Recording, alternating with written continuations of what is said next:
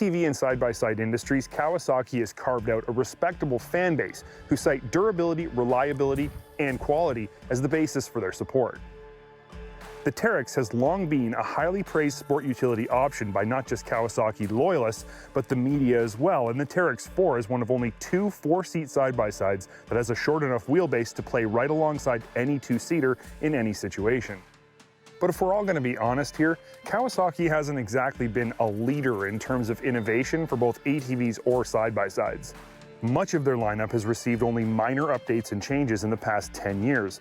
The fact that these vehicles are still extremely competitive, though, is a testament to the brand's dedication to building vehicles with specs and features real-world riders are asking for. That's why I was so intrigued by the new Teryx KRX 1000.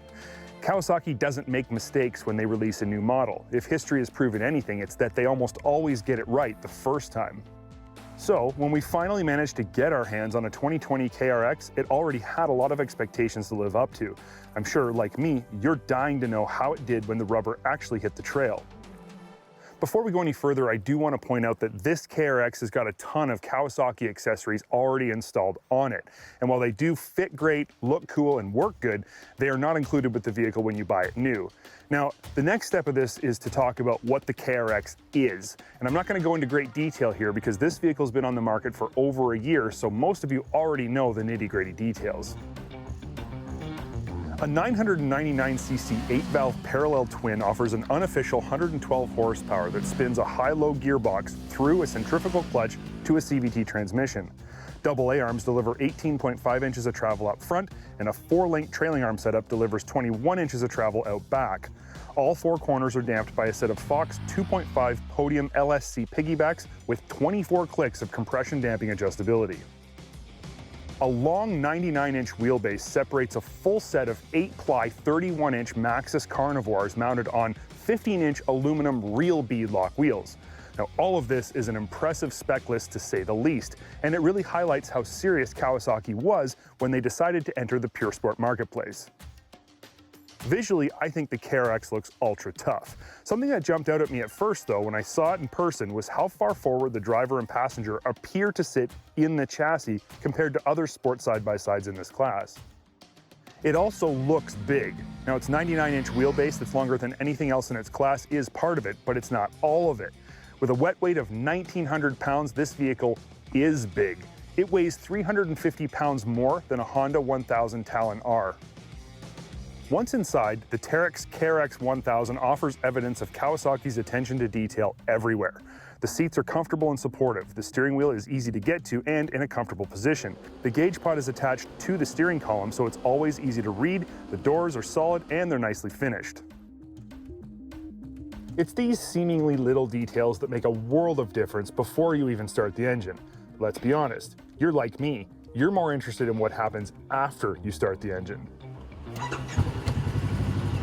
So here's my rundown on how the KRX 1000 performs. First, the suspension is fantastic. It's plush on the small stuff, but soaks up even big hits without complaint. Once I got those Fox podiums tuned to my liking, with 6 clicks from full soft up front and 10 clicks out back, I had no complaints whatsoever. Despite having front and rear sway bars, the KRX 1000 does have more body roll than I would like. If you compare the size of the sway bars with other vehicles in this class, they're definitely on the small side, especially when you consider the size and weight of this vehicle. With that said, the body roll didn't negatively affect the handling to the point where I wasn't comfortable cornering as fast as I wanted to in all conditions. I think this is largely thanks to the non-standard 68-inch width offering more stability than more traditional 64-inch wide vehicles. Up to this point, the KRX 1000 has pretty much met or exceeded all of my expectations, which is saying a lot. But there are a few things I think could be better. First, the turning radius is massive. This may seem like a minor point, but it does matter. The second thing isn't a small point. The KRX 1000 doesn't feel like it has enough power. I think this has a lot to do with the vehicle's above average weight, combined with a less than impressive 64 mile/hour limited top speed. But it's not just the top speed, it's what happens when you stand on the gas pedal. The transmission is ultra smooth, but there's no super exciting slam you back in your seat surge of forward momentum you'd expect from a vehicle that looks as aggressive as this one does. At average speeds, this really isn't a big issue. The KRX rolls along nicely, but it's when you want to flick it sideways in a corner or launch off a bump on the trail. There's just not enough jam waiting for you. All of this leads me to my final thoughts about the KRX 1000. This is one seriously capable vehicle, and it checks all of the boxes necessary to be a serious threat in the pure sport marketplace, except for one. If having the fastest or hardest pulling ride isn't important to you, you'll be more than happy with the KRX. But for those of us who do want more, I think the solution is pretty clear. A turbo boost to about 165 or 170 ponies would wake this thing up considerably. Throw in a set of beefier sway bars to help control body roll at the higher speeds, and I'd really have nothing to complain about. As is, I believe the 2020 Teryx KRX 1000 is a great side-by-side, but I know it has so much more potential just waiting to be realized. The question now is, will Kawasaki give us what we're asking for the way they almost always do? If you enjoyed this segment, make sure you hit that like button and definitely consider leaving us some comments. We always appreciate hearing from our fans. Also, make sure you're subscribed because we have tons of new content coming up right here on DIRT TRAX.